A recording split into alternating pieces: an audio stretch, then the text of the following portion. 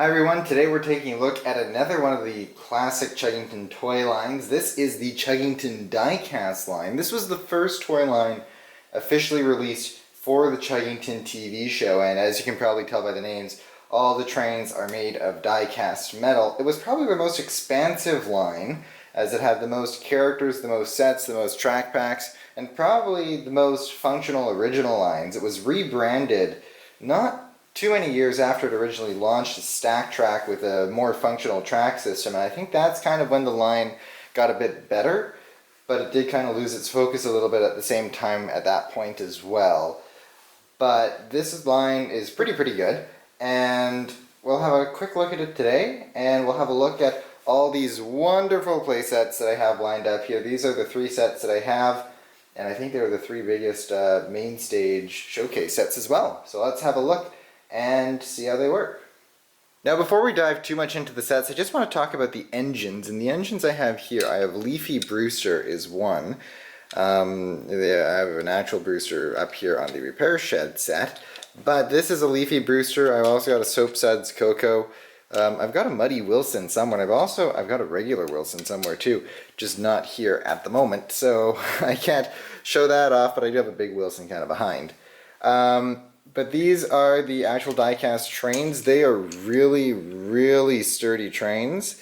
Really well designed. They function really well. The couplers, this is a brand new coupling system for Learning Curve at the time. I think they went on to use it for the dinosaur train line too, and the interactive line used it as well. But it really worked here in the die-cast line. You can see if you take rolling stock, you can just attach it together. There we go. And actually it works pretty well. It's not stiff like the Chuggington Interactive line couplers. They pull the cargo really well. You can get a long train going. And I think one of my favorite things about these couplers too is just how stable they are. Like I can dangle trains like this and they won't come apart. So it was a really interesting coupling system. And I think that's something that they're bringing back for the relaunch of the toys later this year, early into next year, depending on what happens. But I can see why they're choosing to go with the Chuggington Interactive line, or the Chuggington Die Cast line, for the relaunch. Now, if we have characters like Zeffy, they all have little interesting quirks. Zeffy does go up and down, and she spins around. And that's actually a really cool model. I had a lot of fun with that growing up. Action Chugger is another one. He has his jetpacks that come in and out. I do think that they sold a Jetpack Wilson version at some point with lights and sounds. That wasn't something that was ever really sold in Canada, I don't think. And then I guess the last one that has a gimmick really is Matambo, who his viewing platform comes up out of the top, and that's always been kind of cool to me. Actually, I forgot Frostini. Frostini, you open him up and he's ready to sell some ice cream. Now the rolling stock too is actually pretty good quality as well. This is a recycling car. It came with a crane, which I don't have here, but I really liked this car. It had, it was really had many different options going, and I don't know, it was kind of cool. The rolling stock in this line was one of the biggest strengths, really. It looked good. It was very functional, and ultimately, just everything about this line really did work. I've always tried to figure out what's up with Pete because his metal feels different than the other engines. A bit more of a matte paint on him, but still a cool engine. So that is the chuggers for the Chuggington Die Cast line. Now something I just wanted to talk about really quickly is this big giant Wilson here. This is a carrying case for the Chuggington Die Cast line. He's got a little latch here. You open it up. Inside you've got all these places to put your chuggers. So you can put away all the trains. They live just inside a Wilson like that. Put away Action Chugger. There we go. There they are. The trains are stored nice and safely. I close it, latch it, and it's actually got spinning wheels on it as well, so that Wilson can drive around and be a regular train if you want to. This is a cool piece. Bit wider than Wilson should be, but of course he asked me to be able to fit all the die-cast trains inside, and really a cool product to get to store all your Chuggington die-cast trains. So here we have what was my very first Chuggington die-cast set, which is the Launch and Go Roundhouse, and this is a very simplistic set. As you can see, it comes with the roundhouse, and it came with Coco as well, and this little loop of track that Coco can go around. Now, the cool thing here is it's called the Launch and Go Roundhouse because you put the trains into the back like that, you close the door, and I'm going to go around to the other side, and it's got this launcher here, and you press down on the green button, you make sure Coco's all the way back up. Let's try again. There we go. She's on it now. There we go, and she goes blasting through, the door opens and closes and makes a noise as well. The launcher is rather cool because it attaches to a piece back here, and we'll see if I can do it on this kind of surface. It may not work as well. But you can kind of turn it, and as you can see, as it turns, the turntable turns as well. And there we go, there's Speedy. We can launch him out. There's Speedy, okay. Speedy can go right there. And let's keep turning. And that is Chatsworth. Let's push Chatsworth out. There we go, there's Chatsworth. We'll put him back on the track just so that he's comfortable. And one last door. Let's see who's behind that. I'm pushing her off a bit. That is our friend. Come on. Oh, it's not lined up all the way, that's why. There we go, it's Olwen. So now Olwen's sitting there, and let's turn her around on the turntable, and that kind of works too. And that's the kind of the thing with the Launch and Go Roundhouse. It's a fun little piece. If we spin it around to the back, you can see it's got all these different pieces here. So Speedy wanted to come in, you know, you could give him a little buff if you wanted. You can give him a mirror, Speedy can check himself out. There you go, you can see Speedy. And you have this piece as well for the trains to get excited by. It's honestly a fun little piece. It's got lots to do and play with. I think the one problem with it is, you know, these two tracks, what do you do with these? I don't know how well they can be integrated into the world. They might be able to be integrated a bit better than actually the two outside ones, because the two outside ones work really well for this kind of turn, but not so much, you know, for anything but the circle. But if we take that apart, you know, I can show you a little bit about how the track works too. This is the attachments for the track. They kind of go together like that, and it works, and they're strong and sturdy, but the thing is that these male-female couplers on the tracks made it very tricky and very specific to build, and the Stack Track was much better because they had universal couplers. But if I try to do this, I'm curious if it will actually create a 90-degree turn, and it looks like it might be. Looks like it might create a 90-degree turn, so you could go like that. Well, no, that doesn't create a 90-degree turn because you can see Speedy was still in there, but you can see that the tracks are still actually curving a bit away. So I'm not sure what or how you could integrate this into a train set easily, but it is a cool piece nonetheless, and I do like the noises that the doors make as they open. Come on. You can do it. One of them will. There we go.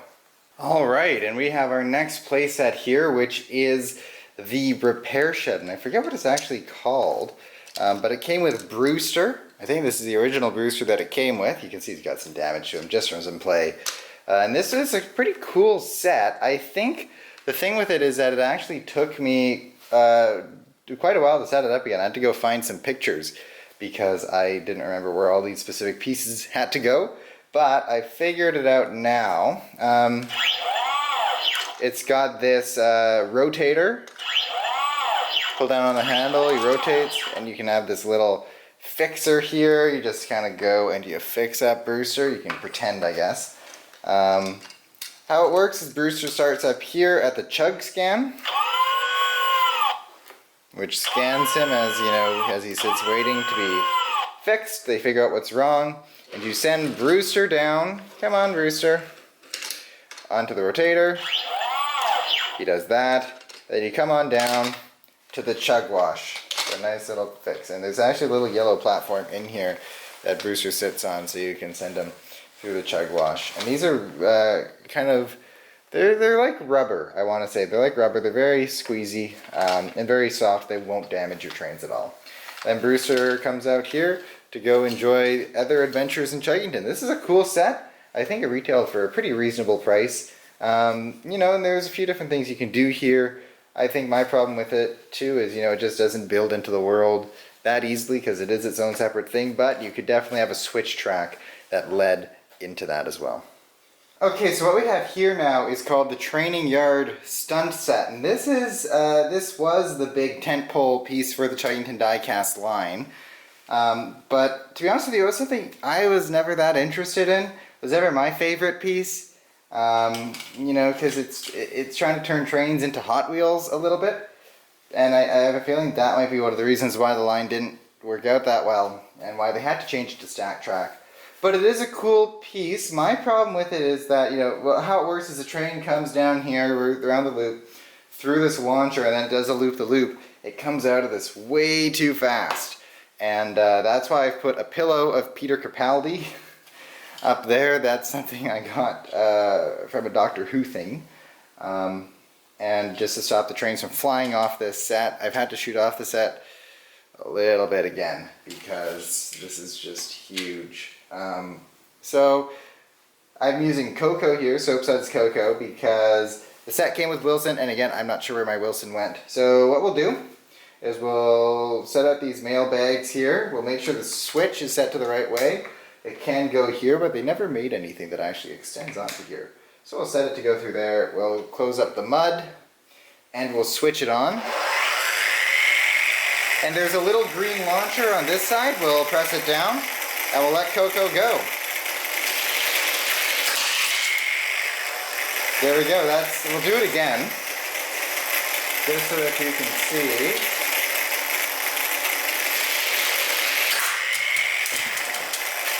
I had to catch Coco that time. Yeah, so it's it just sends the trains flying. You can actually see the marks alongside the loop that. Where the trains have kind of hurt themselves a little bit. So it's a cool piece. I think Coco's hurt herself a little bit here too, as she's having a look at her. But it's coming off. But yeah, this is an interesting set because I do not know how you build this into a world of trains. I tried to a little bit here because originally this piece just goes at the end and they just go flying off. You know, which is kind of cool, but this is a train set at the same time too, right? So then this kind of, you know, I tried to create that, but the trains just go flying off. You need a long straight track to do that. And they did sell track packs. And what I'm realizing with that is part of one of the big fundamental flaws of the track system, the original track system, is the type of couplers that they decided to use on the tracks, right? So we have two curves here that look very similar, but they're not. Because this one's got a male coupler on this end, and this one's got a female coupler on this end, and vice versa. Which means that if you're even just trying to create a simple curve, they can't attach together either way, and you can't flip them over. They can't work either way. It's like wooden railway. So they tried to do a one-sided coupler system while making the tracks only work on one side as well, and that created the problems with the tracks don't always go together. And that was one of the big flaws of the original track system. The Stack Track system is a lot better.